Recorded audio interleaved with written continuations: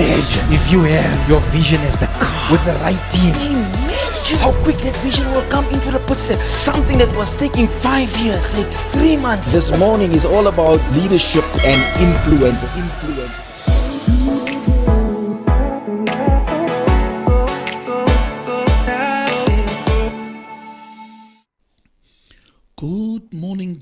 Good morning. On a nice and wet, rainy morning, I greet you from Johannesburg.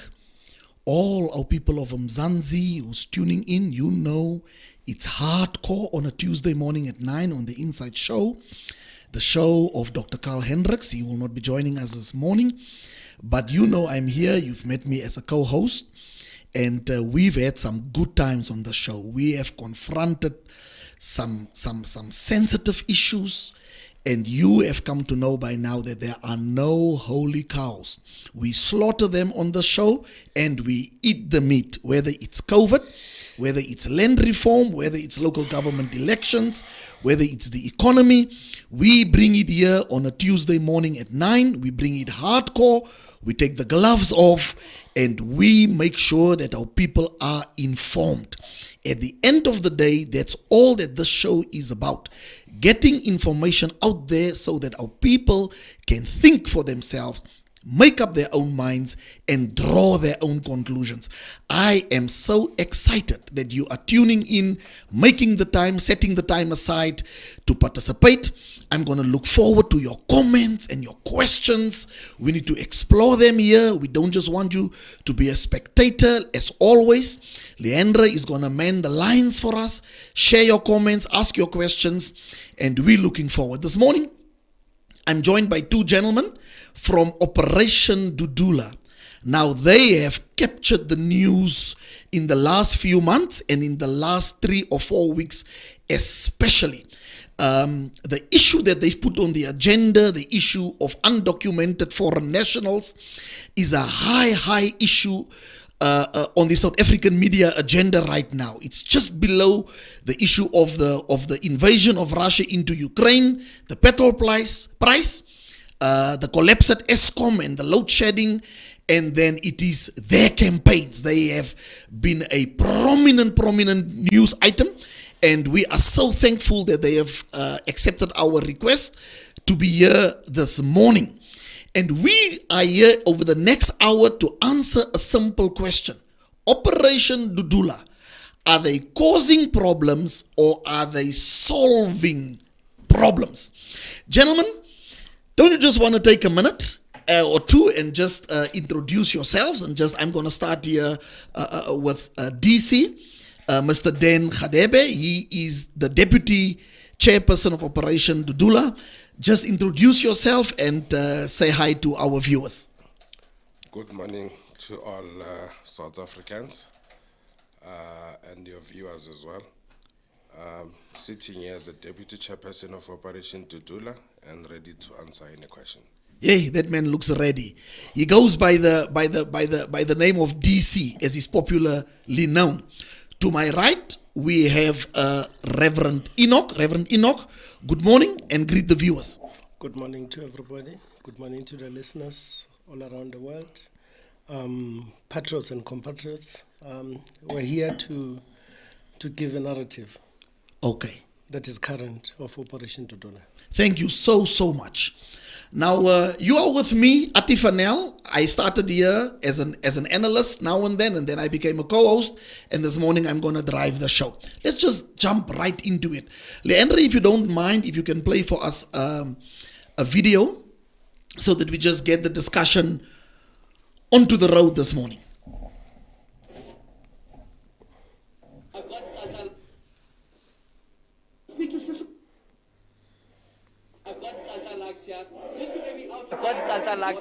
Just to maybe outline what we're here for. Thank you for joining us, but what's the mission here today? The mission here is to remind South Africans that we are not going to have borders in our own countries that are made by illegal foreigners, because there's a thing now. South Africans can't just walk freely in Sunnyside. South Africans can't just walk freely in Hillbrow. Now we are here as South Africans to walk our streets. These are our streets. They don't belong to anyone.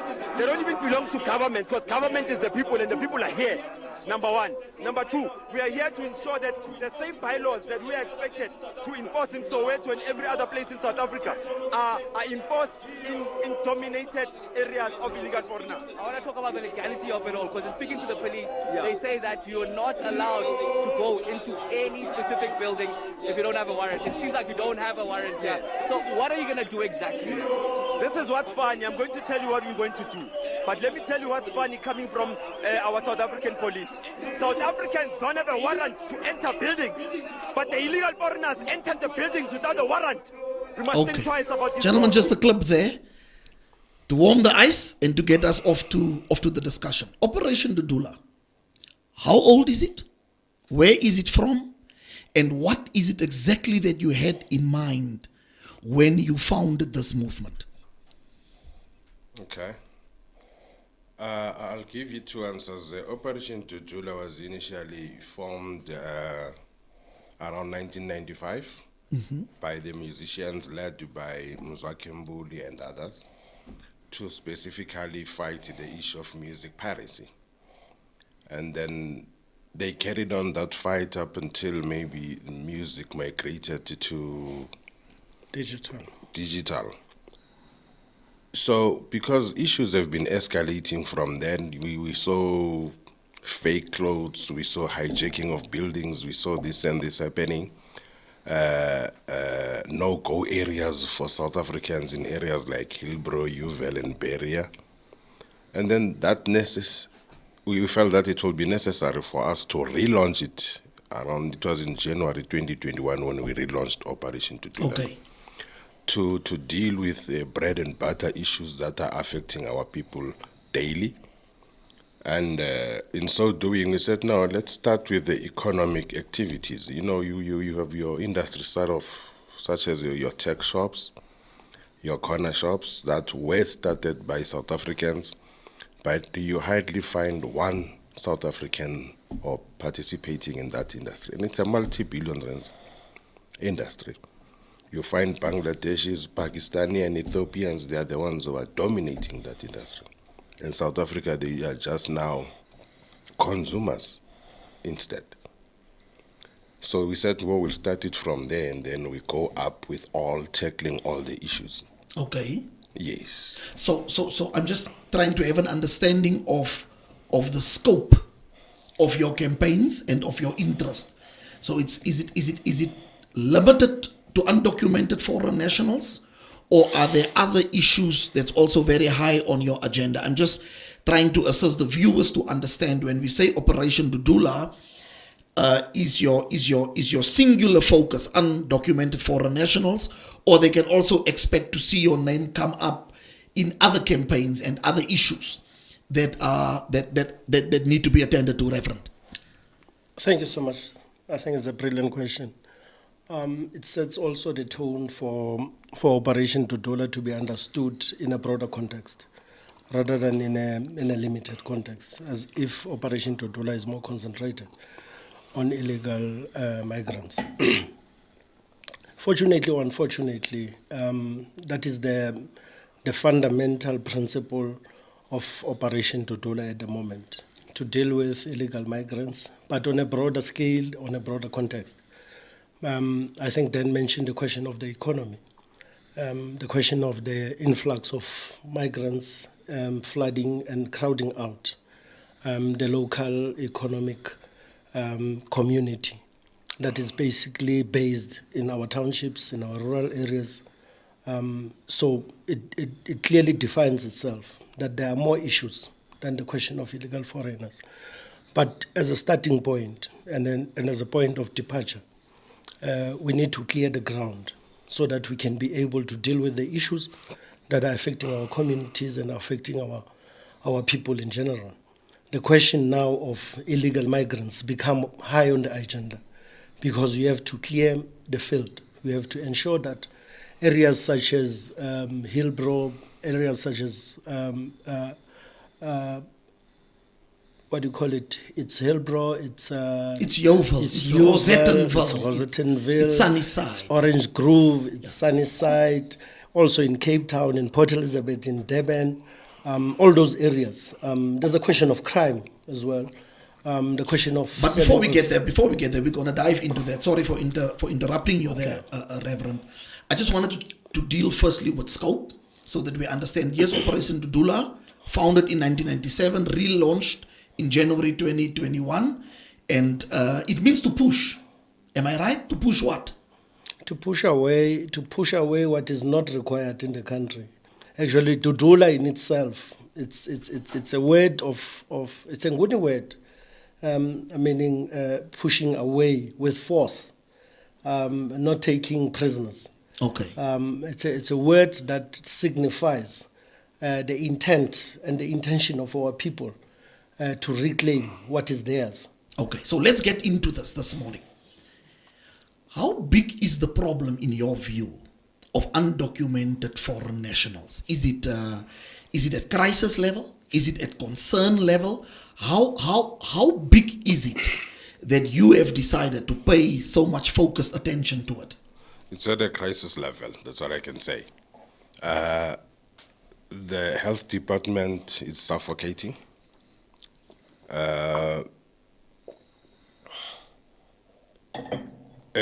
South Africa can't, supply electricity doesn't have sufficient electricity for South Africans. So in general, you find that now the government or all the institutions now are suffocating, where even the beds are full.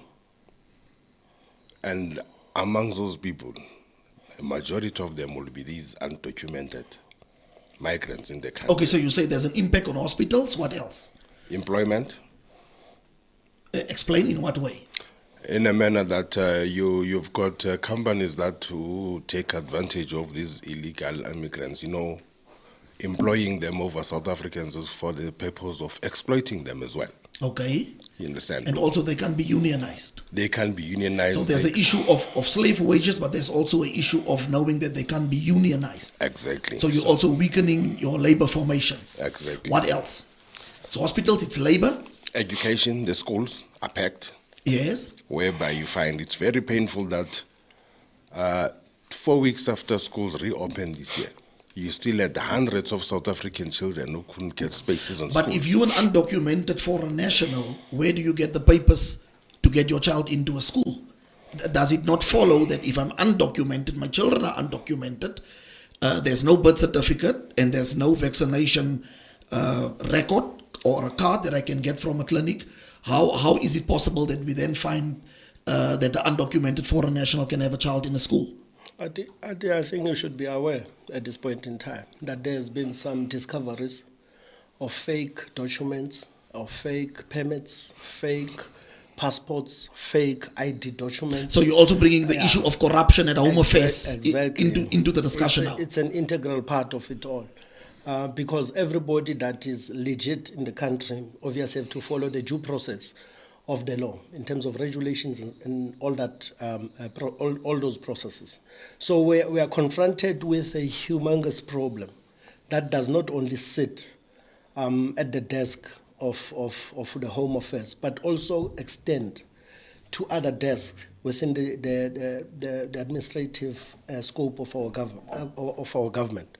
So we're dealing with those problems that, at the face of it, it's illegitimacy, it's corruption, it's rampant crime that will perhaps expatiate and deal with it at a later stage. So let's deal with what you say. You say the problem of undocumented foreign nationals on the country spans a great terrain of domains. There's an impact on hospitals, there's an impact in the job market where there's competition with South Africans who's already unemployed to the extent of 11.2 million South Africans don't work of workable age.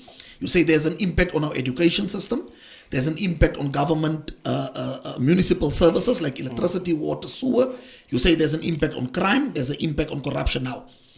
If those are then the various impacts of the problem of undocumented foreign nationals, why then, in your opinion, does government not take this bull by the horn?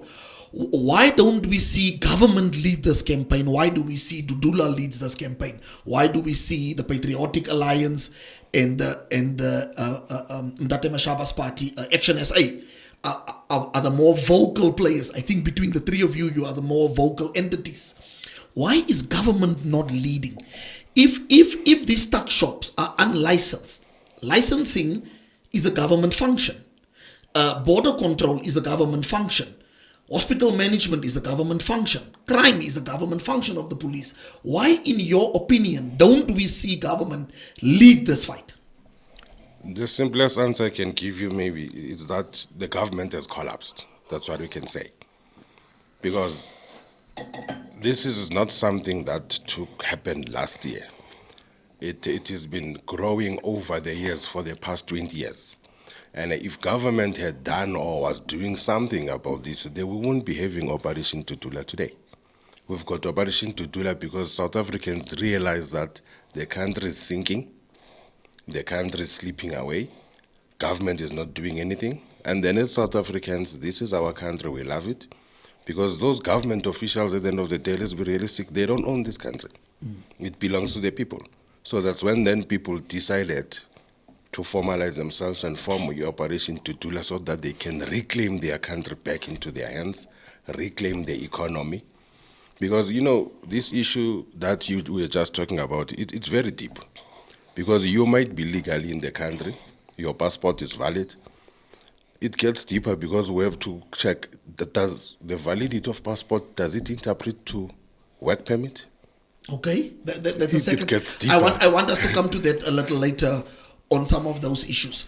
Anything you want to add as to why, in your assessment, government is not leading in this particular problem, if then what you say it's at a crisis level? I think you have to take into cognizance the overall political context on which our country has emerged from. Dan has put it very clearly to say that actually it's an understatement to say that the government has collapsed.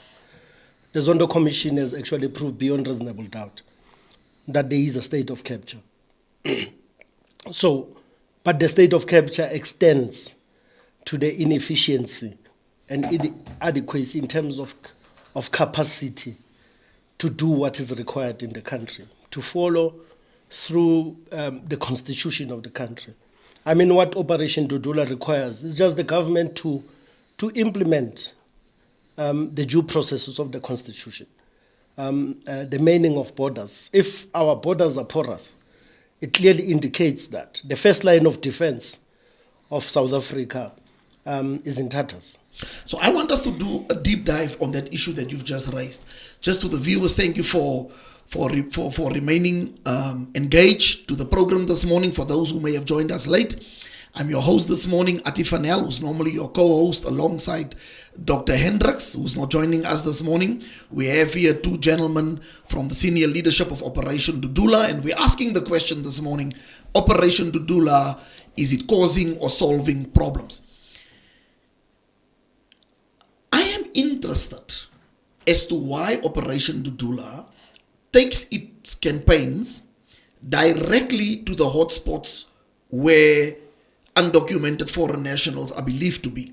Why are these campaigns not going to the union buildings, to police head office? When you march, when you strike, why don't you go to the Minister of Health? Why don't you go to the head of SARS? Why don't you go to the Minister of the Defense Force, who is tasked with securing our borders? Because the problem of undocumented foreign nationals is clearly a big problem for the country, but it is established through inefficiencies where people who are, for example, supposed to secure the borders don't secure the borders. You cannot have a problem of undocumented foreign nationals if the borders are efficient. So instead of going to Alexandra, instead of going to Chinatown, instead of marching to Hillbrow, why don't you march to the Minister of Defense? Why don't you march to the Commissioner of SARS, who runs customs?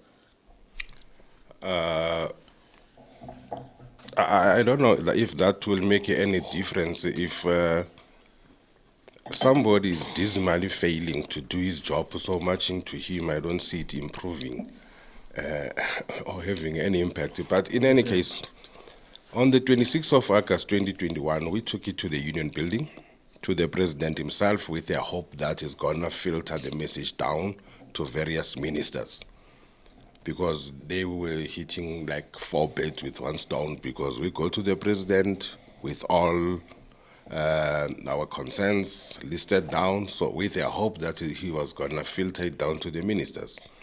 Now we see up till today, we never had any response, and nothing much that is happening, because we are not gonna take this smoke screen that we saw last week, them arresting few people. In the next coming 2 weeks, we are going to the Department of Labor and the Department of Health as well in 1 day to send the message across that South Africans are tired, South Africans, they can't wait any longer. They need their jobs, they need their economy, they need control of their country. That's exactly what we are going to do. Anything you want to add there, Reverend? I think the other thing that perhaps need careful attention is one, we are confronted with a very dialectical problem. One, an unresponsive government. A government that has taken the people of South Africa for granted. As DC has clearly put it, on the 26th of August, we marched to Union Building. Guess what? The response from the department or from the presidency was to send a clerk to come and receive and be a recipient of a memorandum. Mm-hmm. That is an utter disregard of our people. Up to now, there hasn't been any formal response from the presidency. 7 months later. 7 months later. You've got cabinet ministers which sits around the presidency, which could have just walked 50 meters to come and be recipient of the memorandum. Before even Dudula became fashionable, as it's trending right now. Secondly, we joined forces again with Put South Africa First, and we presented a second memorandum at Union Building last year. I think Dan is good with dates. He will tell you which date was that. The same applies. A clerk was sent to come and be a recipient of a memorandum. Up to now, there hasn't been any formal response from the presidency. A very elaborate memorandum that listed all these particular departments which are concerned with migration and foreign nationals. And I believe that if we had a government that had the audacity to be hands-on, to deal with the problems that are confronted by South Africans on a daily basis, they could have long solved the problem. I think their response could have even annihilated Operation Dudula completely. Because I hear you.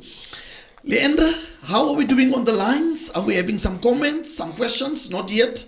I believe our people are glued and they're hearing it from the horse's mouth this morning. This is hardcore. The show is surely not for the faint-hearted. If you don't mind, Leandra, just play us a clip there of the recent campaign in Alex that Operation Dudula had. Let's just have a view there, and then I want to explore some few questions flowing from that.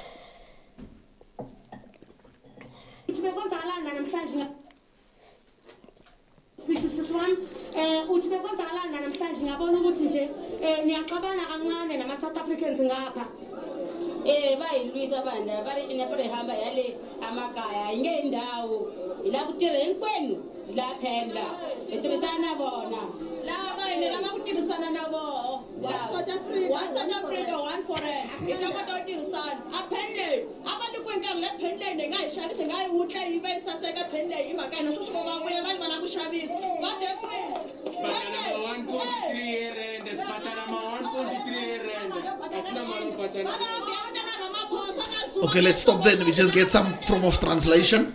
Can any of the two of you just translate to us there what The people are saying there? The basic translation is that they are adamant, they are not going anywhere. Okay. And this is also their country. That Okay. is why, hence the slogan that begins to say, one South Africa, one foreigner.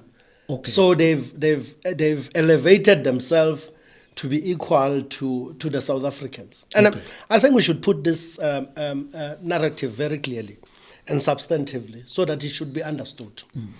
Dudula is anti-xenophobic. No, we're gonna get to that now. In So- response, Yeah. Ati, to what is being said. I want to come to the Yes. criticisms that's being leveled against Yes. it. But I want to take a different turn on the conversation right now. You say you've taken 2 memos to the union buildings. You say it doesn't look like there's appetite within the ANC as a political movement, but also the ANC as a governing party who deploy ministers to really take this bull by the horn while it's causing so much damage in the country. But what about South Africans? It is South Africans who are employing undocumented people. It's South African businesses. So instead of just focusing solely on the undocumented foreign nationals, they don't employ themselves on farms, in factories, especially the hospitality industry, restaurants, hotels, and so on. It is South Africans who are causing the problems to South Africans, even in our employment of domestic workers, gardeners, and so on. So it's not just at a company level, at a corporate level, but even individual households.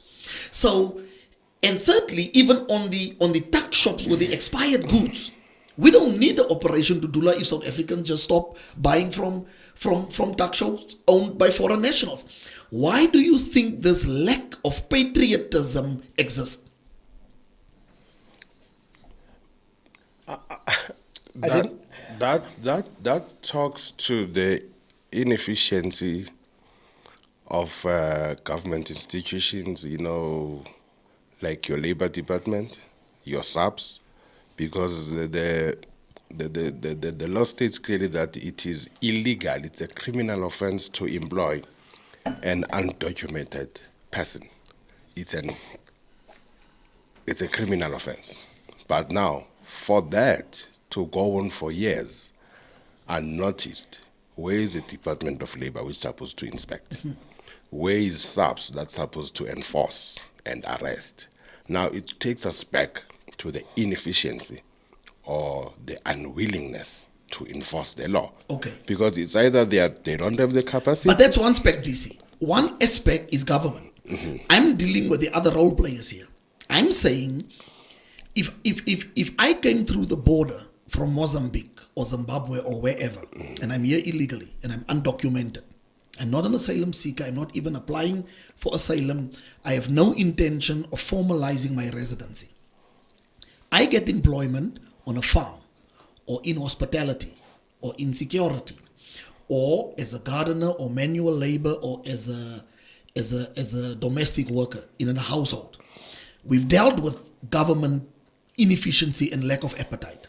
I'm now dealing with corporate South Africa who employ these people, and I'm now dealing with ordinary households who employ these people. Why do you think South Africans don't come to the party to support your campaign? Because South Africans today in Soweto, in Eldos, in Roodepan, in Heidedal, in Khayelitsha can stop tuck shops by simply not supporting them commercially. Why do you think that persists? It's not a simplistic question. It's not a simplistic question. South Africans are 100% behind Operation Dudula. There's no doubt about it. But it's a question of whether the whole country can be on the street on the same time, at the same time.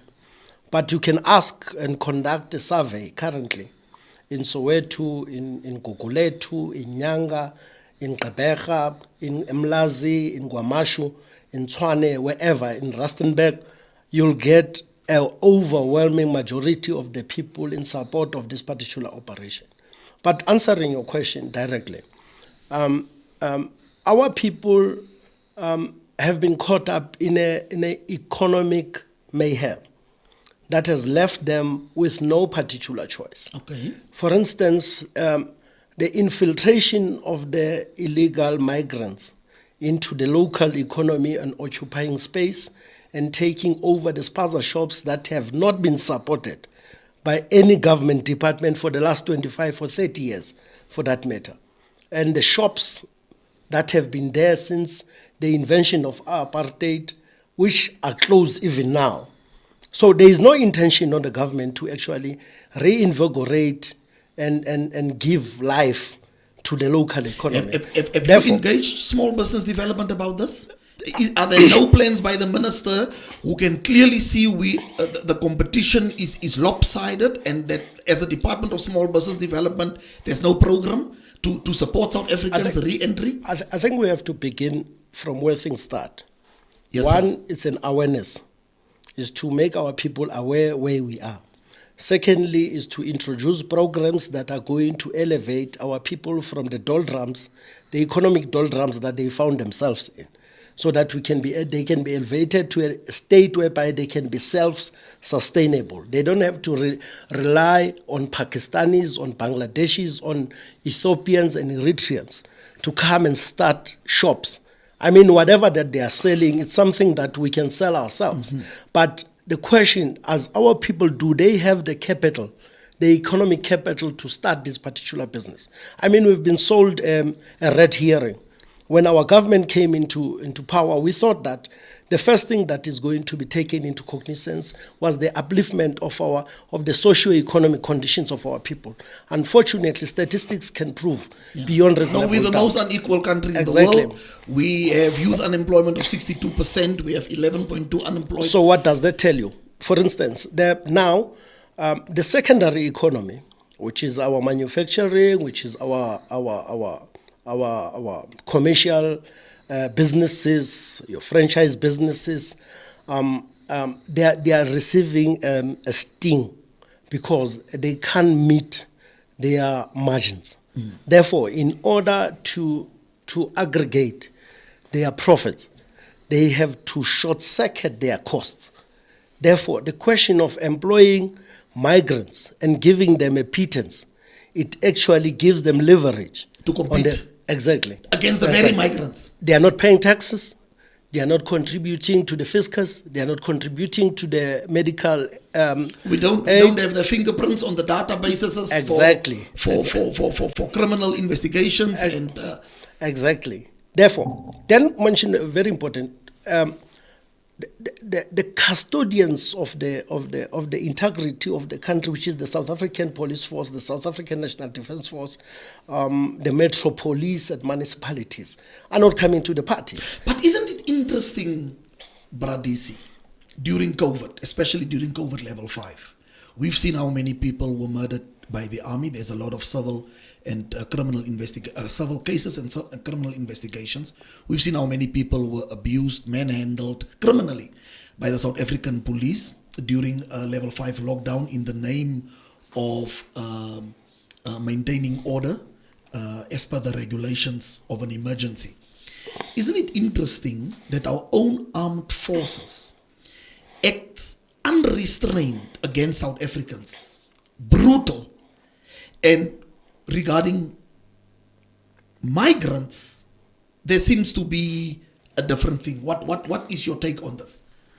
That's what puzzles us. We can't explain it. We've seen people hijacking buildings in the CBD in Johannesburg, in Pretoria, in Hillbrow. They are literally hijacking buildings, taking it over. And you've got the army, you've got the police. Nothing happens. But when South Africans stand up, small and nothing, they react harshly. And brutally. Brutally so. Yes. Brutally. Okay, it seems we have a few comments and questions there from our viewers. I have Tabiso. Tabiso says on 21st March, illegal foreigners are striking on the most important day. So apparently there's a strike. Tabiso doesn't tell us where that strike will be. Are you aware of it? That foreign nationals will be marching on the 21st of March and they don't have any such permission for such public gathering? Are you aware of that? Yes, we are aware. Okay, just tell us about that planned action on Human Rights Day. They are saying there'll be somewhere in Newtown. They are saying their poster says we are not going anywhere. They are representing illegal migrants. The poster says that. I'll show you just now. Okay. They are representing illegal migrants, so we are not going anywhere. All right. And then we have, I hope I pronounce the name correctly. We have Lulamile. Lulamile is saying, we South Africans have new crime emerging such as mining, zama, and stealing of electric cables. All of them are foreigners. The same person say, we side with Operation Dudula because all rallies are peaceful and they obey the laws of the country, so move forward. And Tapiso has just confirmed where that strike will be on the 21st. They will campaign in Hillbrow. So those have been our comments. We don't yet have any questions. I want to now move the debate forward to your criticism. You are criticized by those who criticize you very vehemently, and I want to deal with 3 or 4 of the basic criticisms and hear your response to it. Is this vigilantism? Stephen Groothuis this morning on SAFM called you a vigilante grouping.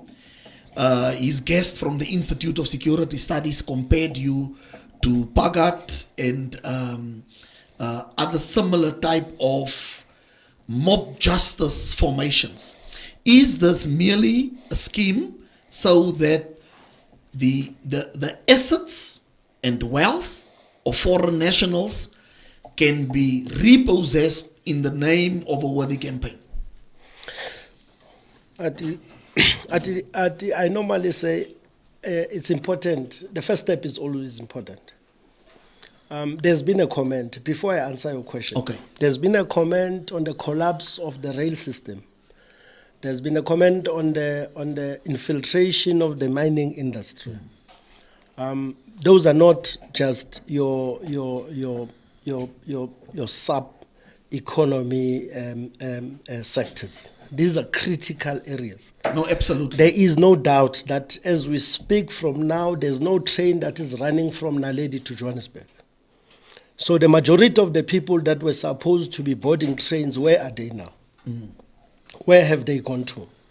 So there's a sabotage, there's an economic sabotage that people like those who refer to us as vigilantes now are not saying anything with the collapse of the rail system. Yes. Are not saying anything with the infiltration of the mining industry. And the collapse of the rail system moves the business of the transport of goods to privately owned trucks, which has its own impact on our road quality and road maintenance. Yes. So, I mean, that problem just goes on and on and on, but continue. Yes. So, in answering the question of whether Operation Dudula, it's a vigilante movement that is compared to Pagat, I think it's far from the truth.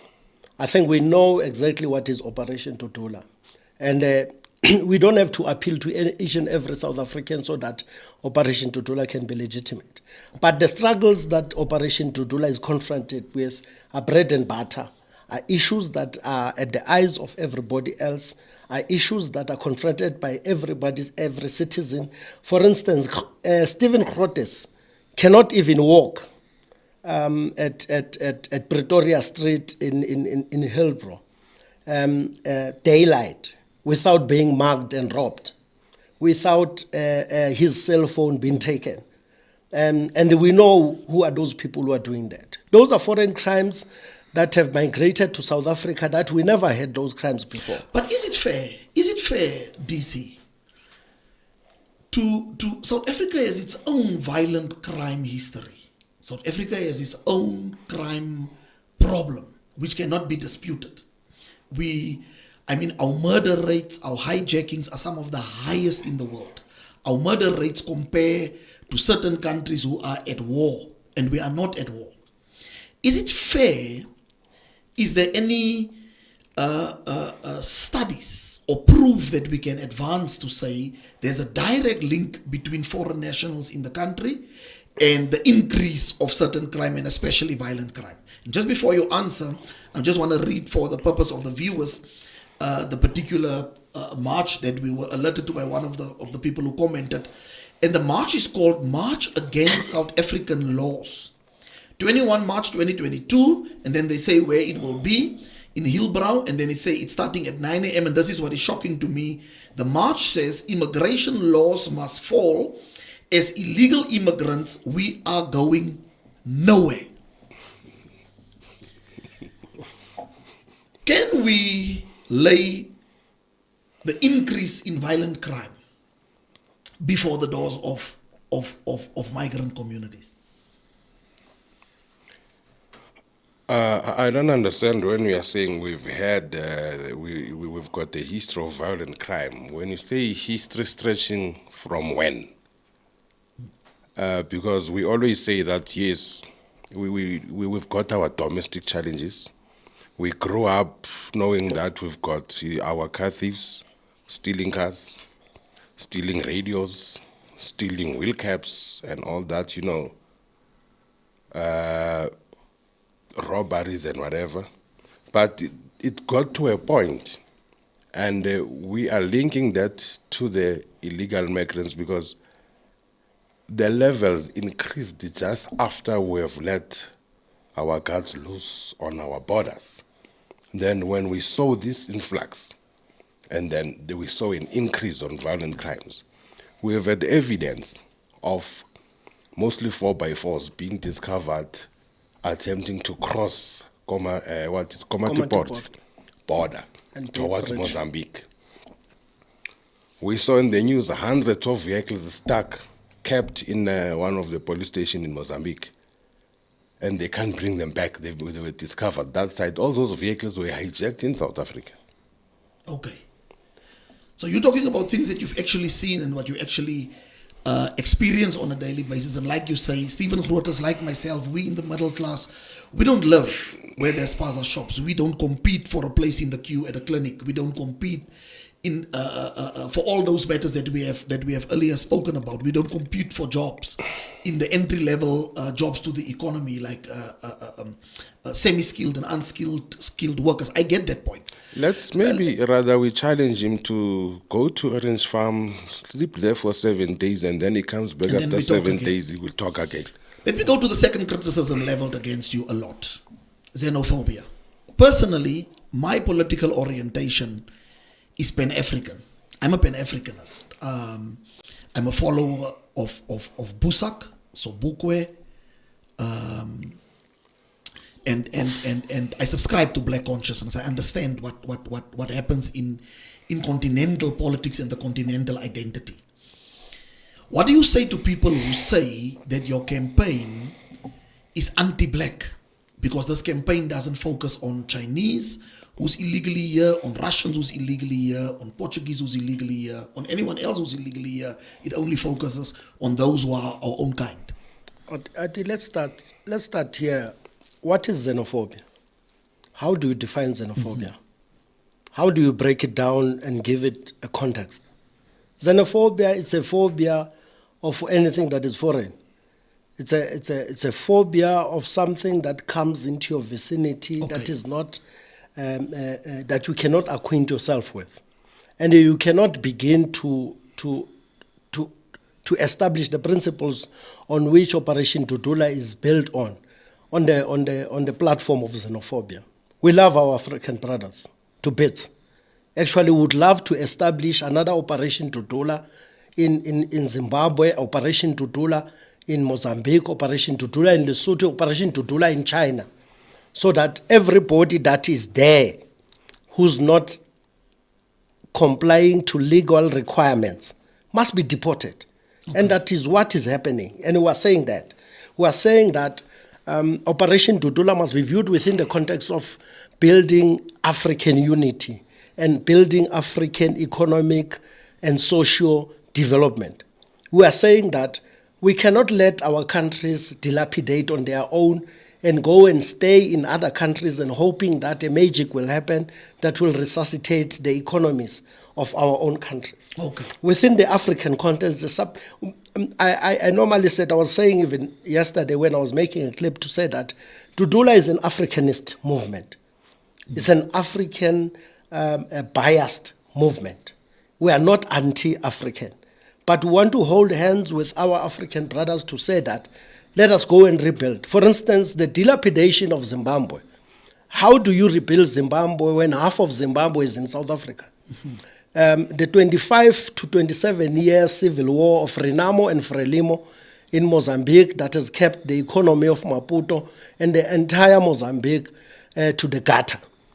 Then you have Mozambican coming here to seek who's going to build Mozambique.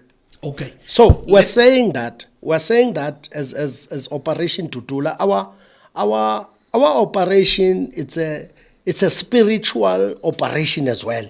Okay, let me just go to the lines here, gentlemen. I have Kendi Ntembu. Kembu Ntembu writes and says, Operation Dudula is our only hope because our government has failed us dismally. They have given foreigners rights to disrespect us in our own country. These foreigners are not even paying tax. She also says, Basotho nationals are heavily armed with guns to fight us in our own country. Those guns are illegal, but we South Africans get arrested when we have an illegal gun. And so they just, they do as they wish. Then I have Cordelia Raciela, who says, foreigners looting, it was them, train, load shedding because they are scamming our bank cards. The list continues as we South Africans say enough is enough. I have Nkele Ntembu says, yes, murder rate is high since foreigners are in our country. Farmers were never killed before foreigners came into the country. Yeah, those are which I have now. Let me go to a third criticism leveled against Operation Dudula. Many foreign nationals that I've read on social media and see in these campaigns when they interview, they said, but what about the support and the solidarity they gave our freedom fighters during the years of apartheid? They say, what about how freedom fighters and military combatants were accommodated in their countries and they didn't have Operation Dudulas to send those people back? How do you answer that? We were in the camps. We never hijacked any buildings. We were in the camps. We never hijacked any vehicles. It's as simple as that. Okay. And whilst we were in the camps, we were fighting to make our way back into our country. Hence, immediately, when the political movements were unbanned, everybody came back. Okay. So what you're saying is the South Africans who were there as exiled or freedom fighters or military combatants was not integrated into the communities. They were set up to stay all by themselves in camps. And is that how I understand you? Exactly. All right. There's no other way. But let's quickly look at that criticism. In order, the most foreign nationals in the country are Zimbabweans. And then there's also a lot of Somalis. There's a lot of Pakistanis. There's a lot of Bangladeshis. There's a lot of Nigerians. Were these the partners of the mass democratic movement of the struggle in South Africa? Strange enough, we never had any camp in Pakistan. Yes. We never had any camp in Somalia. Instead, we've got lesser headache about the countries who support us. For example, Zambia, where the head office of the ANC was. There's no Zambians of significant number in the country. Tanzania. Tanzania. I wanted to come to Tanzania, Dar es Salaam, the support we got there. So the countries who were notable in receiving and hosting our exiles and our freedom fighters and our military combatants have not played that card to be here today. Exactly. You know, Ati, all what the Reverend was trying to say here, that we sympathize and we will do anything to help them rebuild their countries. But in the process, let not South Africans be the one who feel the brand of what is happening in their countries. That's all we're saying. Okay. So let's talk impact. Since January last year, what will you say has been your impact of all your campaigns and your existence? What have you achieved in the 14 months since your relaunch? I think there's a lot that has been achieved. One is the awareness that has overwhelmingly been received by all South Africans throughout the whole country. Two, there's been a tremendous impact that has been done to the Department of Home Affairs, migration particularly, to get off their laurels do something about the problem that we're facing. 3, the borders have been jacked up. Currently, there's a 37 million fence that has been erected in the Beitbridge border vicinity. The borders in Lesotho and the borders in Mozambique, there's been a beef-up campaign to ensure that henceforth, what has been happening in the last few years is not longer happening again. The Department of Home Affairs have taken it upon itself to look at the laws of the country, the regulations regarding the work permits. Okay. There has been a promulgation with regard to the critical skills and the skills, even though we differ with the manner in which they have been tabled. We are saying that every skill that is present in the country cannot be replicated by any other skills that come from anywhere, because we've got that particular skills. There's no way that you can say you will need waiters at Ocean Basket, at any other restaurant, while we have a number of young people who cannot access those jobs skills. For instance, ourselves, we started there. Yes. That's where we learn the basics of how the commercial world works before you become any other professional in your own field. Okay, I get what you say in terms of your successes at the policy level, at the intervention level of government. But how does a march to Soweto, how does a march to Alex, how does a march to Sunnyside deal with the problem of the millions and millions and millions of people who are already here without documentation, with our poor commitment to deportation? On that one, just before I answer that direct, one biggest achievement that we can say we have achieved is to get South Africans standing up, speaking in one voice for the first time or for the second time after the liberation, or the so-called liberation, to conscientize people. And now people are starting to speak out now about the frustrations, and they've been silent all along. So Dudula became a vehicle for the people so that they can be able to voice out their frustration. But now, marching to Sunnyside and Hillbrow is to say to the state, this is what we are talking about. We are not just taking these effects that we are talking about to highlight that this is what frustrates the people of South Africa. This is what is happening here. What have you been doing for the past 20 years about this problem? Because it's not a problem that started last week. So it has a huge impact that even somebody who stays in PE, he sees, there's this Sunnyside or this famous Hillbrow or this famous Berea. Do you understand? Hence, we are going to PE, we are going to Durban, we are going to Northern Cape. We'll be crisscrossing the country in the next 3 months or so. Okay, starting new branches. Launching operations. Launching new branches and operations. But also let us add that the march in Soweto is not a banal march. It's not a march of a pie in the sky. It's a march that is very specific, that is target-orientated. For instance, when we move from Soweto, we know that there are areas that we target. There are areas that we need to conscientize. There are areas that we need to jack up, so that action must be done. For instance, the action at Barra has been overwhelmingly supported by the SAPS, has been overwhelmingly supported by the Home Affairs. The migration officers have been there. They've ransacked all the shops that are there, that are owned by foreign nationals. Those that are legit have been allowed to remain and work. And those that are not legit have been moved. We have also made a cleanup campaign to make Barra, which is a precinct, we normally call it an exit point of Soweto, which all the other areas outside the Soweto, they use it as a point of departure or as a point of arrival. But you can go to Barra right now. You'll find it. It's different at a tip-top. Although it's a work in progress. It's not something that has been done and left, but we are monitoring it. We are ensuring that in the next few months We have cops that are going to be deployed there that are going to ensure that they enforce the regulations there. Secondly, the march in Hillbrow, in Uval, in Rosettenville has made a huge impact. Even though that the drug dens are always there, drug dens are still there.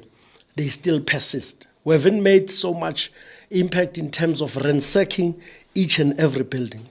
Thirdly, the question of the hijack building, which is a very important aspect around the city of Johannesburg, around the city of... I know the passion that Tate Mashaba Yes. brought to it when he became mayor. Yes. Yes. So how do we explain a municipality that allows itself to be dragged into the web of thuggery and corruption, whereby a Nigerian owns the whole building that could be used as a housing unit? That's right. For the backlog that we're having. So you tell me now, when Dudula is saying that we've got a backlog of 1996, of people that have been on the queue to get the houses up to today, but there's a Zimbabwean who owns a house in Bramfisher.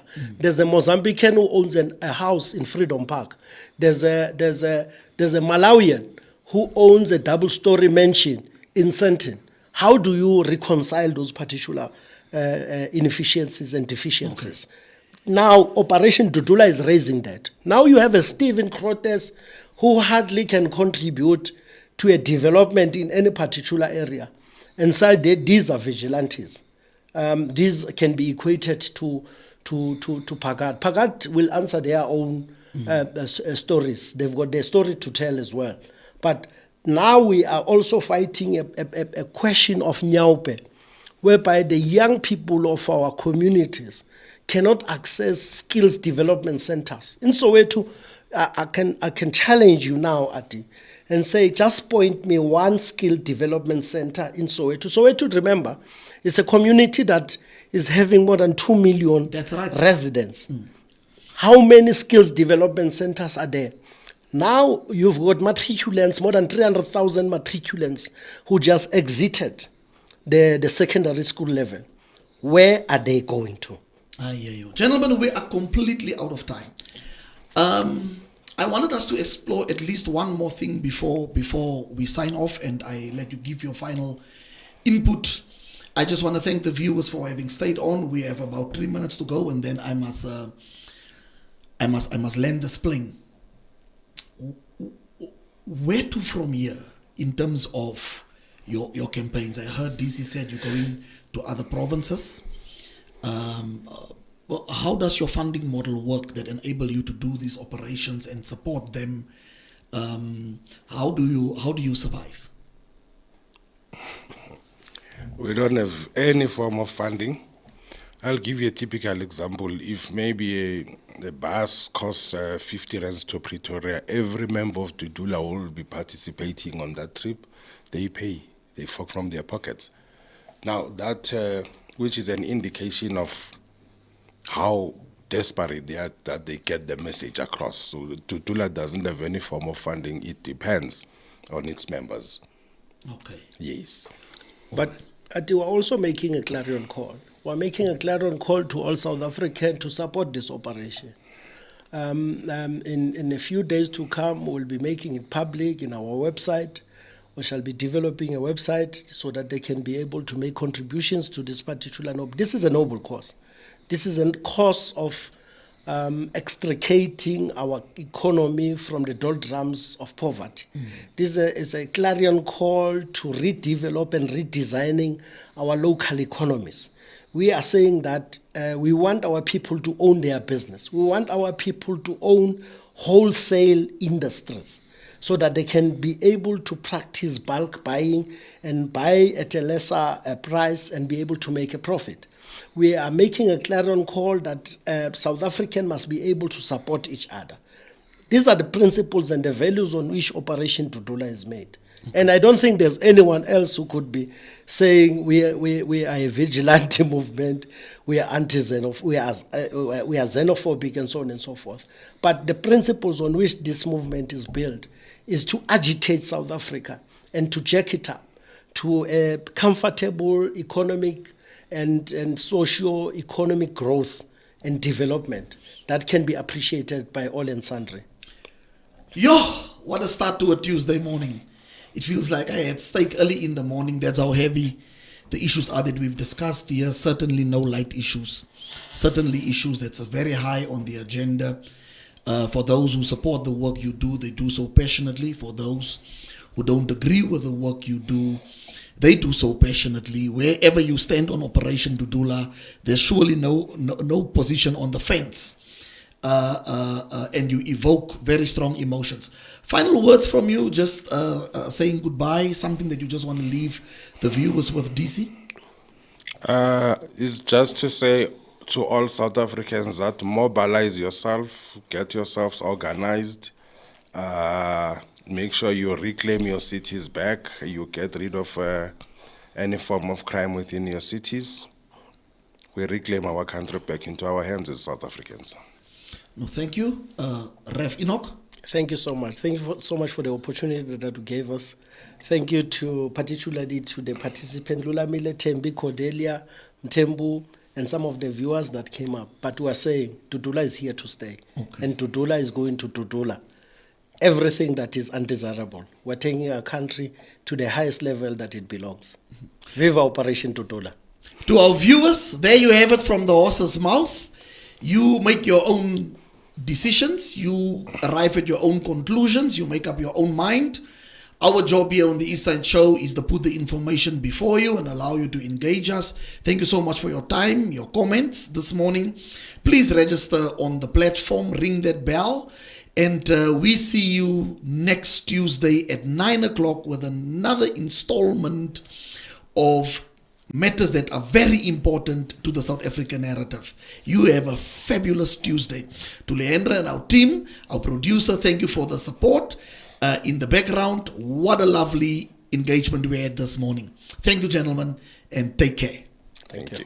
Imagine if you have your vision as the car with the right team. Imagine how quick that vision will come into the footsteps. Something that was taking 5 years, 6, 3 months. This morning is all about leadership and influence.